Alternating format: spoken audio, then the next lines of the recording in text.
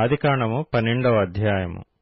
యెహోవా, నీవు లేచి నీ దేశము నుండియు నీ బంధువుల యొద్ద నుండియు నీ తండ్రి ఇంటి నుండియు బయలుదేరి నేను నీకు చూపించు దేశమునకు వెళ్ళుము. నిన్ను గొప్ప జనముగా చేసి నిన్ను ఆశీర్వదించి నీ నామమును గొప్ప చేయుదును.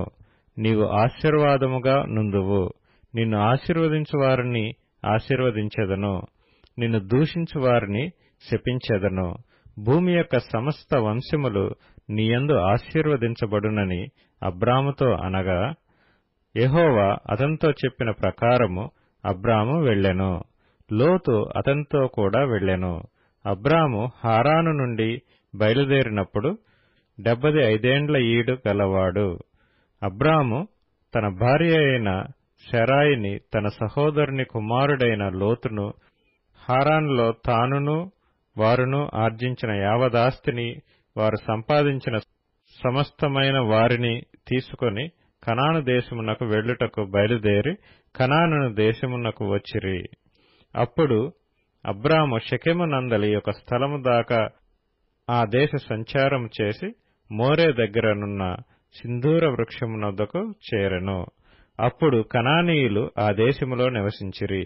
యెహోవా అబ్రామునకు ప్రత్యక్షమై, నీ సంతానమునకు ఈ దేశమిచ్చెదనని చెప్పగా, అతడు తనకు ప్రత్యక్షమైన యెహోవాకు ఒక బలిపీఠము కట్టెను.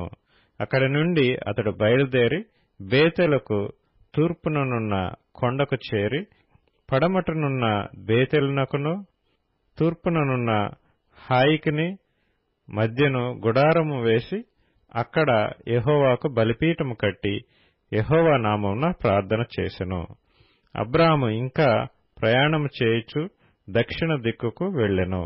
అప్పుడు ఆ దేశములో కరువు వచ్చెను.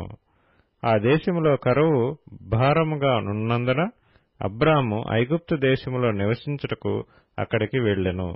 అతడు ఐగుప్తులో ప్రవేశించుటకు సమీపించినప్పుడు అతడు తన భార్య అయిన శారయితో, ఇదిగో నీవు చక్కని దానివని ఎరుగుదును.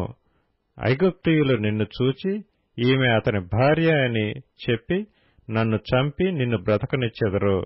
నీ వలన నాకు మేలు కలుగునట్లును నిన్ను బట్టి నేను బ్రతుకున్నట్లును నీవు నా సహోదరివని దయచేసి చెప్పుమనెను. అబ్రాము ఐగుప్తులో చేరినప్పుడు ఐగుప్తీయులు ఆ స్త్రీ మిక్కిలి సౌందర్యవతి అయి ఉండుట చూచిరి.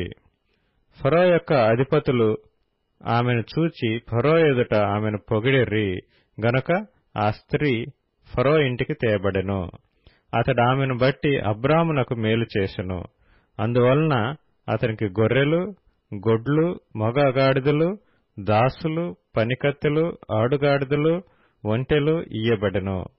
అయితే యెహోవా అబ్రాము భార్య అయిన శారయిని బట్టి ఫరోను అతని ఇంటివారిని మహావేదనల చేత బాధించెను. అప్పుడు ఫరో అబ్రామును పిలిపించి, నీవు నాకు చేసినది ఏమిటి? ఈమె నీ భార్య అని నాకెందుకు తెలపలేదు? ఈమె నా సహోదరి అని ఎలా చెప్పితివి? నేనామెను నా భార్యగా చేసుకొందునేమో. అయితేనేమి, ఇదిగో నీ భార్య, ఈమెను తీసుకొని పొమ్మని చెప్పెను. మరియు ఫరో అతని విషయమై తన జనులకు ఆజ్ఞాపించినందున వారు అతనిని అతని భార్యను అతనికి కలిగిన సమస్తమును పంపివేసిరి.